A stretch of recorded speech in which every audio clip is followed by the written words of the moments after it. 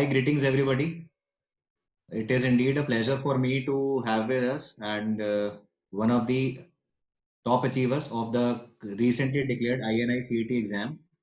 So we are having with us Dr. Mukarram Ali. He happens to be a graduate from KGMU UP, and he has actually risen and shown by getting a rank of 51 in the recently declared INI CET exam. The icing on the cake happens to be the fact that this is not the first time that Dr. Ali has actually proved his mettle. A lot of you will be actually surprised, shocked, and some of you might as well faint to know the fact that doctor Mukarram Ali ने इससे पहले mid exam के अंदर भी एक super rank निकाली थी wherein he was getting a branch as good as dermatology in a premier institute. But having his own conviction for the branch that he always wanted to pursue, which is medicine, he gave the exam with full conviction, full dedication, and going all guns blazing for it. So, without taking too much of your time, I would straight away come to the point by inviting Dr. Mukarram Ali to share his words of wisdom with all of you. So, hi, Dr. Ali. Congratulations to you and your family Thank you, on sir. securing this wonderful rank. Thank you so much, sir. तो doctor साहब, सबसे पहले जैसा कि हमने लोगों के साथ शेयर किया, तो मैं चाहता हूँ कि आप ही थोड़ा समराइज करके बता दो कि ये जो लिविंग टर्मेटोलॉजी वाली कहानी है वो what is it all about. ठीक है sir. Sir actually I start my preparation in May 2019. Sir लेकिन 2-3 महीने बाद ही मेरी मदर इल हो गई. उनको ब्रेन ट्यूमर हो गया था, तो वो हॉस्पिटल में थी, दिल्ली में एडमिट थी. तो सर मैं उन्हीं के साथ 5 मंथ्स तक दिल्ली मैक्स हॉस्पिटल में ही था उनके साथ. सर अनफॉर्चुनेटली दिसंबर 4 को वो एक्सपायर हो गई सर. तो उसके बाद सर मैंने दिसंबर 15 से अपनी नीट की प्रिपरेशन स्टार्ट की. और सर 15-17 डेज मिले थे मुझे, वो मैंने अपना 100% देके उसमें किया. तो सर मेरी रैंक थी 14,000. लेकिन सर मेरा हमेशा से ड्रीम था कि मैं इंटरनल मेडिसिन करूं. तो सर 14,000 पे तो कुछ नहीं मिलने वाला था, तो मैंने उसके बारे में कुछ सोचा ही नहीं. मैंने वो स्ट्रेट फॉरवर्ड छोड़ दिया. फिर मैंने अपना मिड ईयर एग्जाम्स के लिए टारगेट किया. तो सर मिड ईयर्स में कोविड हो गया, बहुत सारी चीजें आई, लेकिन मैं कहीं ना कहीं अपने आप को मेंटेन किया मैंने उसमें. कोविड हो गया तो रूम को ही अपना रीडिंग रूम बना के और फिर वैसे स्टार्ट की प्रिपरेशन. तो सर एम्स में मेरी 4,400 रैंक. तो उसमें भी मुझे इंटरनल मेडिसिन नहीं मिल रहा था. तो बाकी कुछ क्लिनिकल ब्रांचेस मिल रही थी, लेकिन मैंने वो छोड़ दिया क्योंकि सर मुझे इंटरनल मेडिसिन करनी थी, तो मैंने कभी किसी और के बारे में सोचा ही नहीं. सर फिर पीजीआई का एग्जाम एम्स के 3 दिन बाद हुआ. सर उसमें मेरी 43 रैंक. तो 43 पे सर मैं काउंसलिंग के लिए गया, तो वहाँ पे मुझे पीडियाट्रिक्स और सर्जरी और कई और क्लिनिकल ब्रांच और डर्मेटोलॉजी भी मिल रही थी. तो सर लेकिन डर्मेटोलॉजी मिल रही थी जब मैं काउंसलिंग के गया, तो सर ने बोला कि अरे बहुत सीटें बाकी हैं क्लिनिकल, तुम्हें क्या चाहिए इसमें से कुछ ना कुछ ले लो. तो मैंने सर से पूछा कि सर इंटरनल मेडिसिन है क्या बाकी. तो सर कह रहे नहीं वो तो नहीं है, तुम्हें वही चाहिए क्या सिर्फ. तो मैंने बोल दिया सर हाँ, उसके अलावा मुझे कुछ नहीं चाहिए. तो बोले सर फिर नेक्स्ट टाइम ट्राई करना. तो मैं आ गया वहाँ से. सर फिर कुछ दिन बाद निमहेंस का एग्जाम हुआ सर. तो निमहेंस में मेरी AIR 11 थी. तो सर लेकिन उसमें 4 ही सीटें थी, तो 11 पे भी कुछ नहीं मिलने वाला था. तो मैंने वो भी छोड़ दिया. उसमें ऑब्वियसली छोड़ना ही था जब नहीं मिल रहा था. तो सर फिर मैंने इसके लिए प्रिपेयर किया. और सर अभी 51 है, तो मेडिसिन तो मुझे मिल जाएगी श्योरली. बस सर कॉलेज का देखना है कि कहाँ से है. तो जब छोड़ा तो घर वालों ने बोला नहीं और फ्रेंड्स ने बोला नहीं कि इतनी बड़ी बड़ी रैंक्स छोड़ रहा है? सर सर एक्चुअली पापा का तो हमेशा ये रहता है कि जिस चीज में तुम्हें सेटिस्फेक्शन मिले वो करो तुम. वो हमेशा बोलते हैं कि फाइनेंशियल इश्यूज तुम्हारे हम देखेंगे, बाकी जो पढ़ाई करनी है उसमें तो हम कुछ हेल्प नहीं कर सकते, तो तुम अपने तरीके से करो. तो पापा ने कभी कोई प्रेशर नहीं दिया. फैमिली में भी छोटे भाई बहन है, तो उनको भी इतनी नॉलेज नहीं थी इस सब चीज के बारे में. वो कहते थे भैया जो आपको अच्छा लगे वो करो. तो फ्रेंड्स ने बहुत ज्यादा मुझे किया. और सबने मुझे यही बोला कि हर बार इतनी अच्छी रैंक नहीं आती है. 43 आ गई, तुम लकी हो. कहते पढ़ाई तो बहुत लोग करते हैं, लेकिन 43 सबकी नहीं आती है. सर जब मैं पीजीआई से वापस आ रहा था, तो मेरी एक सीनियर थी, वो वहीं पे थी. तो उन्होंने मुझे कॉल किया. उन्होंने मुझे वो डाटा भी, मतलब अपने सेंस में उन्होंने अच्छे से ही डाटा था कि तुम्हें ले लेना चाहिए, इतना तुम ओवर कॉन्फिडेंट नहीं हो सकते। अगली बार क्या पता तुम्हें कुछ भी ना मिले, डर्मेटोलॉजी भी ना मिले, सर्जरी भी ना मिले। लेकिन सर मेरा श्योर था कि नहीं, मैं जिंदगी भर ये कह के नहीं जीना चाहता कि थोड़ी मेहनत कर लेता तो मैं मेडिसिन ले लेता और अपने मन की ब्रांच लेता। तो मैंने सबको सर इग्नोर कर दिया। इवन सर मैंने अपना नंबर ही चेंज कर दिया। फिर मैंने एक ऐसा नंबर ले लिया जो कि सिर्फ मेरे पेरेंट्स के पास था और मेरे पास था, और मेरे एक रूममेट के पास था। तो फिर मेरा सबसे कनेक्शन ही दूर हो गया सर, क्योंकि लोगों की बात सुनते सुनते ना कहीं अपने मन में भी एक बार आने लगा था कि सभी लोग ऐसा बोल रहे, कहीं मैं सच में तो कोई गलती नहीं कर रहा, क्या आगे हो पाएगा। लेकिन सर फिर मैंने सबसे कनेक्शन हटा दिया अपना। अब फेसबुक इंस्टॉल कर दी, व्हाट्सएप अभी कल डाउनलोड किया है 4-5 महीने में। तो मैं बिल्कुल आइसोलेट हो गया फिर सर। और फिर सर वही जो मेरी प्रिपरेशन थी, नोट्स वगैरह जो थे, उसी से मैंने फिर से स्टार्ट किया। फिर मैंने सर महसूस किया था कि मेरे कुछ पॉइंट्स थे जो कि बाकी एग्जाम में मैंने गलतियां की थी, वो सब नोट डाउन की। और सब फिर ग्रांड टेस्ट देते हुए मैंने वो सब इम्प्रूव किया धीरे धीरे। और सर फिर धीरे धीरे इम्प्रूव करते करते सर हो जाता है फिर। और अभी इस बार जो मैंने पेपर दिया था, ना ही तो मुझे कोई प्रेशर लगा था, ना ही मुझे कोई मेंटल टेंशन हुई। और मतलब मेरा आराम से हो गया फिर सर। तो अभी मैंने फिर सबसे कांटेक्ट दोबारा किया तो सब लोग बोल रहे थे, यार वो तेरा डिसीजन बहुत बोल्ड था, पता नहीं ऐसे नहीं कर सकते, सब नहीं करते हैं ऐसा, कोई रिस्क लेता नहीं है। ट्रू। तो मैं उनको यही बताया कि अगर अगर तुमने सोच लिया है और मेहनत करने के लिए तैयार हो तो सर फिर हो ही जाता है। दूसरे लोग तो सर कुछ ना कुछ बोलते ही रहते हैं हमेशा, तो मैंने उनकी सुनी नहीं थी सर ज्यादा। यही था सर। गुड यार, वेरी और नाइस बाकी वेरी तो नाइस। फिर ये हम चीजें बहुत ही बोल्ड डिसीजन आपने लिया। Thank you sir. बाकी तो चीजें हम सर सीख ही लेते हैं, मतलब इन द सेंस की, लेकिन मेरे को 3 या 4 जो टेक होम मैसेजेस हैं which is I think universally applicable for everybody watching this video would be the fact that point number one, Dr. Ali has come out of a personal loss, and I don't think that there can be any bigger loss than this. But then he overcame it, and that is what mental toughness is all about. Because I mean, to overcome such a thing and to still prepare for an exam, because is something which is actually, I mean, it is all kudos and hats off to him. Second fact, to take a big and a bold decision of leaving a branch like dermatology, and that too at a premier institute like PGI Chandigarh, just because he wanted to pursue general medicine with all conviction, is a second thing which I immensely like. Fact number three is कि again, as they say कि no matter what others are saying, you have to tread your own path. तो लोग इतना social pressure create कर रहे हैं आपके ऊपर, रैंक प्रेशर जिसको हम बोलते हैं, क्रिएट कर रहे हैं, but then he actually wanted to go in for whatever he had in his mind.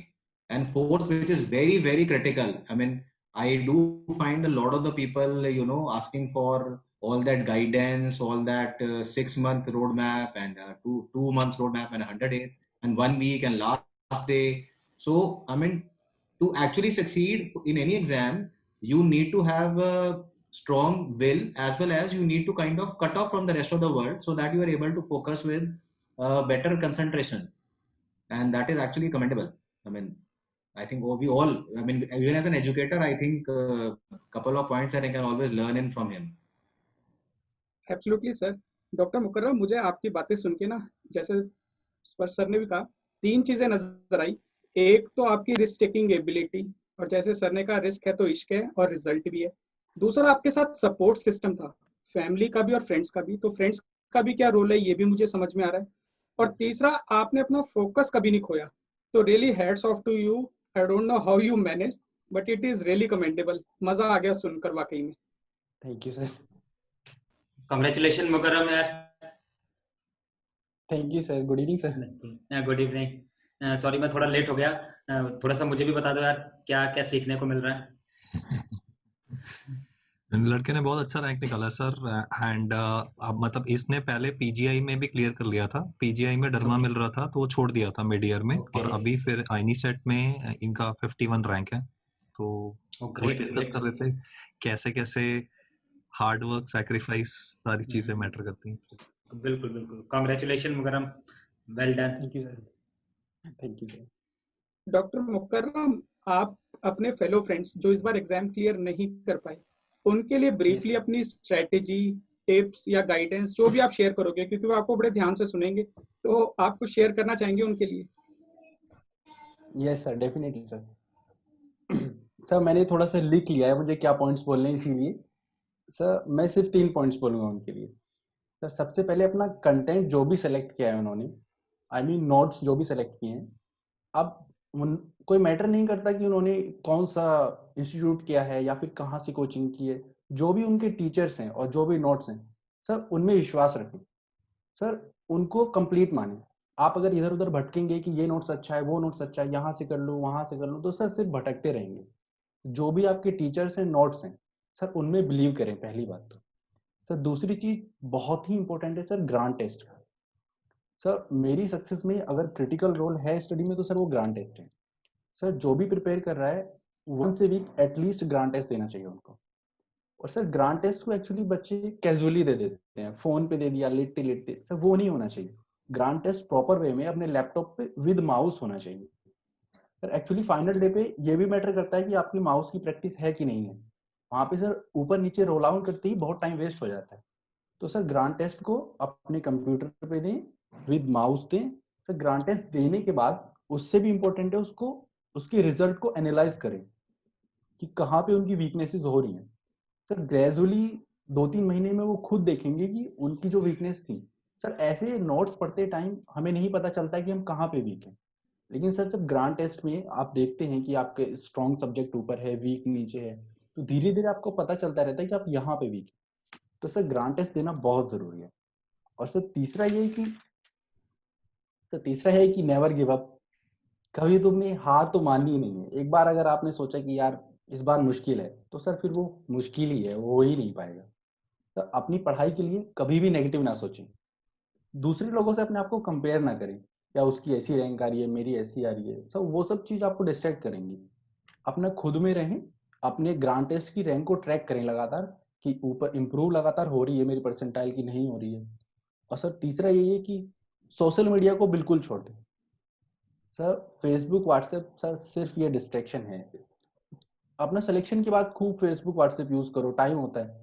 लेकिन सर अगर आप, एक्चुअली होता है कि मैं सिर्फ 2 मिनट के लिए फेसबुक चला रहा हूँ, लेकिन वहां पे जाते हैं 2 मिनट की बजाय 10 मिनट हो जाता है।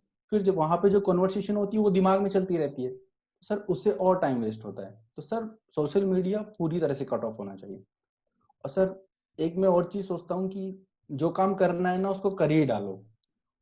मतलब अगर सोचते रहोगे हाँ हो रहा है धीरे धीरे, तो सर वो डिले होता रहता है। अगर आपको देना है पढ़ाई में तो एक बार अपना 100% दे दो।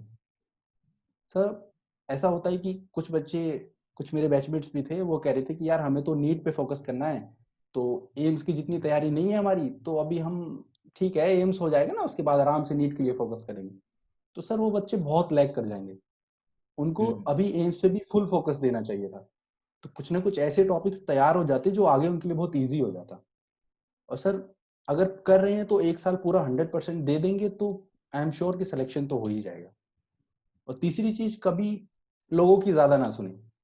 जो लोग पॉजिटिव हैं आपकी लाइफ में, आपके कुछ फ्रेंड्स, आपके टीचर्स, या तो कुछ कुछ लोग होते हैं सर हर किसी की लाइफ में हमेशा पॉजिटिव बोलते हैं, उनसे बातें करें। नेगेटिव लोगों से दूर रहें। सबसे बढ़िया अपने पेरेंट्स को रेगुलर टाइम दें। पढ़ाई का मतलब सर ये बिल्कुल भी नहीं है कि तुम अपने पेरेंट्स से भी दूर हो जाओ, सर उससे नेगेटिविटी बढ़ती है और ज्यादा। अपने मम्मी पापा से थोड़ी देर जरूर बात करें रोज। और सर यही है। और सर एक चीज और है कि जैसे आपका एग्जाम होने वाला है, तो एकदम लास्ट मोमेंट पे बहुत ज्यादा ग्रांड टेस्ट ना दे सर। एक्चुअली कभी कभी क्या होता है, एग्जाम से जस्ट 1 वीक पहले मैंने ग्रांड टेस्ट किया, बाद में कोई प्रॉब्लम होगी, मेरी रैंक उसमें कुछ खराब आ गई उस टाइम पे, तो सर वो माइंड बहुत नेगेटिव ले लेता है उस टाइम पे। जैसे कि मेरे साथ हुआ था कि ये एम्स वाले एग्जाम में ही जो प्रेप का ग्रांड टेस्ट हुआ था, मेरी उसमें 483 रैंक थी। तो सर एक दिन के लिए मैं बहुत डिप्रेस हो गया था कि पहले मेरी 43 आई है, 400 आई है, और अभी 483 आ रही है मेरी रैंक। तो ये तो सब गड़बड़ हो जाएगा, मेडिसिन तो मुझे मिलेगी नहीं। लेकिन सर किसी तरीके से मैंने अपने आप को कन्विंस कर लिया कि कोई बात नहीं, इसमें कोई प्रॉब्लम नहीं होगी, तभी गड़बड़ हुआ है। तो सर फिर उसको एनालाइज करके थोड़ा सा मैंने इम्प्रूव किया 7 दिन 8 दिन में। सर अभी इनफैक्ट ये मेरी सबसे अच्छी रैंक थी, इतनी अच्छी रैंक मेरी जीटी में भी नहीं आती थी। बहुत बढ़िया, very nice, very nice.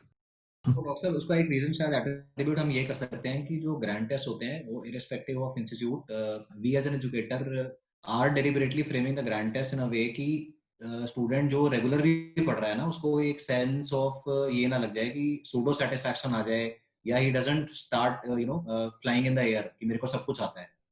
So we have to kind of ensure that some percentage of questions are deliberately given which may not be actually mimicking the exam pattern, but then so that you remain grounded कि अच्छा there is still more to kind of revise and more to read. अच्छा, उसके बाद doctor Mukarram, आप if you have used PrepLadder as a resource material, yes sir. Would you be kind enough to share कि आपको लगता है कि मतलब कुछ पर्टिकुलर सब्जेक्ट्स हैं या कुछ पर्टिकुलर कंटेंट है प्रेप लैडर का which is you in your own मतलब विजडम व्हिच यू फाइंड कि is the best resource material which you would like others also to use? Sir notes में तो कोई डाउट नहीं है कि वो बेस्ट है सर। नोट्स में सर आपके नोट्स इनफैक्ट मारवा सर के नोट्स तो मैंने सेकंड ईयर से पढ़े थे, क्योंकि सर वो हैरिसन मेरे बस की नहीं था सर पढ़ना, वो बहुत ज़्यादा था। मुझे लगता कि फाइनल ईयर में मैं हैरिसन पढ़ूंगा तो बाकी सबका पढ़ूंगा, तो मैंने नहीं पढ़ा था वो। तो सर मैंने वो पढ़ा था, आपके नोट्स भी पढ़े हैं, गोविंद राय गर्ग सर के भी और पीएसएम के भी नोट्स पढ़े हैं। तो सर नोट्स में आई डोंट थिंक कि मैं कुछ अलग से एम्फेसाइज करूं सर, सारे नोट्स बहुत परफेक्ट हैं सर। दूसरा सर जो एक वो होता है ना जो प्रेप का फ्री में पूरा ग्रांड टेस्ट होता है जिसमें बहुत ज्यादा बच्चे कॉम्पिटिट करते हैं, तो सर वो सर इसलिए बेटर है कि क्योंकि फ्री होता है तो एक्चुअल आपको रैंक पता चलती है। अब सर कोई मेरे वाला बच्चा है तो वो पेड वाला तो नहीं देगा, लेकिन फ्री वाले जो टेस्ट हैं वो बहुत अच्छे हैं सर। जी, वो उसमें actual कंपटीशन इंक्रीज हो competition जाता है निकल तो के आता है। फीलिंग ही अलग आती है उसमें, तो थोड़ा सा एक यस वो आ सर, जाता, उसमें प्रेशर लगता आ है। जाता है। Yes sir. और सर मुझे तो एक्चुअली ठीक है, लेकिन सर जो आपकी इंग्लिश वाली वीडियो है ना जिसमें हिंदी इंग्लिश मिक्स है सर, वो बहुत इंप्रूव करता है सर। जैसे कुछ यूपी बोर्ड के बच्चे होते हैं तो सर वो यूजुअली हिंदी में पढ़ते हैं, तो इनिशियल 6 मंथ उनको अपने आप को कन्वर्ट करने में लग जाते हैं कि इंग्लिश के साथ कैसे एडजस्ट करें, लेकिन अगर उनको इंग्लिश मिल जाता है वो तो बहुत ईजी हो जाता है जी, उनके जी। लिए। और सर स्नैपशॉट्स भी बहुत अच्छा है। स्नैपशॉट सर मैंने वो जो बुक है, बुक मैंने नहीं पढ़ी थी, मैंने सॉफ्ट कॉपी ही उसकी पढ़ी थी उस पे। सर स्नैपशॉट्स में ये होता है हमारा कि हम किसी सब्जेक्ट की स्नैपशॉट कर रहे हैं तो सर हमारा थ्योरी वाला रिवीजन भी बहुत सारा हो जाता है उसमें, इमेज के साथ साथ में, क्योंकि उसमें थ्योरी लिखी रहती है साइड में। तो सर वो कम टाइम में एक क्विक रिवीजन हो जाता है हमारा। तो सर ये सब बढ़िया है sir. Very nice, very nice. अच्छा डॉक्टर मुकरम, वैसे मान लीजिए कि ऑब्वियसली अब आपसे बहुत सारे लोग आपके अपने कॉलेज के या दूसरे लोग जो शायद वीडियो देख रहे हैं वो भी इंटरेक्ट करेंगे और पूछेंगे कि सर आपके हिसाब से सबसे अच्छा टाइम कौन सा है जब आदमी को पीजी प्रिपरेशन स्टार्ट कर देनी चाहिए? Sir as soon as possible. PG preparation का सर मतलब ये है कि मैं ये नहीं कह रहा कि आप फर्स्ट ईयर से सर आप नोट्स पढ़ने लगो। Sir notes is for intern और पोस्ट इंटर्न। आप फर्स्ट सेकंड थर्ड और फाइनल प्रोफ में सर अब आपने टेक्स्ट बुक पढ़ी है, सर फॉर एग्जांपल गाइटन या गेनोम फिजियोलॉजी की, या तो जो भी टेक्स्ट बुक है सर वो पढ़िए। सर एक मस्ट टेक्स्ट बुक है आपकी पैथोलॉजी की, रॉबिन्स। अगर आप पढ़ेंगे सर तो आई थिंक वो आपको हर सब्जेक्ट में यूज होगी आपकी। तो अगर आप मुझसे पूछें कि कोई एक टेक्स्ट बुक बताओ, सर ऑब्वियसली रॉबिन्स है वो। रॉबिन्स। और सर अगर आप पूरी टेक्स्ट बुक 4 ईयर में पढ़ते हैं तो सर 50% काम आपका ऑलरेडी हो जाता है, क्योंकि सर आपके कॉन्सेप्ट्स होते हैं। फिर फाइनल इंटर्नशिप में आपको नोट्स मिल जाते हैं। सर नोट्स जो है वो भी सब टेक्स्ट बुक का ही जो कोर मटेरियल वही है। सर फॉर एग्जांपल आपने नोट्स बनाए तो आपने पूरी रॉबिन्स बड़ी बड़ी पैथों की किताब से बनाए, मारवा सर ने तो हैरिसन पूरा पढ़ के बनाए, सर ने पार्क्स बनाए। तो अल्टीमेटली हमें बड़ी किताबों का पूरा जो अंदर का इंपॉर्टेंट मटेरियल वो सब मिल जाता है। लेकिन सर आपने जो फर्स्ट सेकंड थर्ड ईयर में सर उसमें नोट्स पढ़ सकते हैं, आपकी पर्सनल चॉइस है, लेकिन मेरे हिसाब से आपको टेक्स्ट बुक पे ध्यान देना चाहिए उस टाइम, क्योंकि उसी से आपके कॉन्सेप्ट डेवलप होंगे। नोट्स तो तब है कि आपके कॉन्सेप्ट अच्छे हैं, फिर उसके बाद आप नोट्स यूज कर रहे हो तो वो बहुत बढ़िया हो जाएगा। So basically take home points के अंदर हम पॉइंट ये ऐड कर सकते हैं कि जैसे हम बोलते हैं ना कि a good and a tall building can only rest on a strong foundation. तो ये है कि the students from the very beginning should be focusing on their textbooks. उसके बाद once their basic concepts are clear then they can use the notes maybe for the purpose of revision और maybe as a help. Yes sir. Sir एक point और मैं बोलना चाहूंगा जी कि sir बहुत सारे बच्चों में ये कॉमन कंसर्न होता है कि हम ग्रांड टेस्ट कब देना शुरू करें। जी सब बच्चे ये बोलते हैं कि हमारा एक रिवीजन 2 रिवीजन हो जाए हम तब ग्रांड टेस्ट देना शुरू करेंगे। सर ये बिल्कुल गलत है सर। जितनी जल्दी आप ग्रांड टेस्ट दे दोगे उतना आपको फायदा होगा। क्योंकि सर अगर आप इंतजार करते रहोगे कि अभी एक रिवीजन हो जाए, फिर लगेगा यार अभी फिर से भूलना है, ये सब्जेक्ट पढ़ लूँ तब दूंगा, तो सर फिर वो बहुत डिले हो जाता है। जी और आपके जो कॉम्पिटिटर हैं, जो टॉप रैंकर्स हैं, सर एक चीज सब में कॉमन होती है कि सब ग्रांड टेस्ट बहुत देते हैं। तो अगर आपको अच्छी रैंक चाहिए तो सर ग्रांड टेस्ट से कोई कॉम्प्रोमाइज नहीं, 1 से वीक तो ग्रांड टेस्ट देना ही पड़ेगा। काफी सारे मतलब लर्निंग वाले पॉइंट्स थे। ऑब्वियसली कुछ तो ऐसे कॉमन पॉइंट्स हैं जो आप ईयर ऑन ईयर या एग्जाम ऑन एग्जाम आप सुनते हैं कि that is I think common to all the people who are more successful than others in the exam, but personally speaking there have been additional points as well which I think have been very very useful. Govind sir, Vivek sir, any additional point या नहीं, doctor Mukarram Ali ने काफी अच्छा बताया, मतलब मैं खुद motivated feel कर रहा हूँ आपकी बातें सुन के। It was really really amazing यार, मतलब आपकी इतनी क्लियर फोकस्ड अप्रोच एग्जाम के लिए, मतलब इट इज रियली मतलब क्या कहना चाहिए, इंस्पिरेशन फॉर एवरीवन, कि अगर कोई आपको you, sir. सुनेगा तो he will feel so motivated कि आपने बिल्कुल एक वन ट्रैक माइंड रखा और फोकस है तो रिजल्ट है। अमेजिंग यार, really hats of. Thank you sir, thank you sir. मतलब मैं अगर समराइज करूँ ना सर, तो मेरे को थोड़ा सा ऐसा लग रहा है कि doctor Mukarram is following the strategy which perhaps some of us followed around 15-16 years back when there was no Facebook, when there was no social media, no Amazon, no Netflix. But आज की डेट में सब होते हुए करना ना, I mean it is a double achievement I would say. Absolutely sir. But kudos to you यार, super sir. Super, बहुत बढ़िया। Amazing result. Thank you sir. ठीक है doctor Mukarram Ali, thank you so much for your time and मेरी best wishes for you for your future endeavors. Thank you sir. Personal best wishes as well. Yeah, great. Best All the wishes and best. congratulations. Thank you sir. Thank you so much. Thank okay okay, enjoy यार, enjoy, तू log out कर लेना। ठीक है sir. Okay okay, bye bye, take care. ठीक है sir, bye. Okay.